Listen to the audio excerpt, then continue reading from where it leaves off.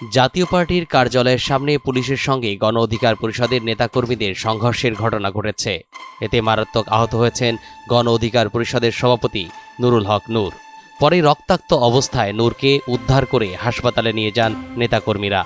প্রত্যক্ষদর্শীরা জানান, শুক্রবার রাত ৮টার দিকে দ্বিতীয় দফায় জাপা কার্যালয়ের সামনে জড়ো হন গণ অধিকার পরিষদের নেতারা। এ সময় জাপা নেতাকর্মীদের সঙ্গে তাদের ধাওয়া পাল্টা ধাওয়ার ঘটনা ঘটে। পরে ঘটনাস্থলে সেনাবাহিনী এসে জাপা নেতাকর্মীদের সরিয়ে দেন। তৎক্ষণাৎ গণ অধিকার পরিষদের নেতাকর্মীদের ঘটনাস্থল ছাড়তে 10 মিনিট সময় দেন।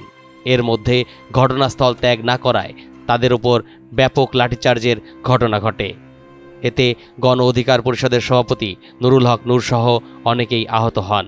এর আগে শুক্রবার সন্ধ্যায় রাজধানীর বিজয়নগরে গণ অধিকার পরিষদের মিছিল নিয়ে যাওয়ার সময় জাতীয় পার্টির নেতা কর্মীদের সঙ্গে প্রথম দফায় সংঘর্ষের ঘটনা ঘটে।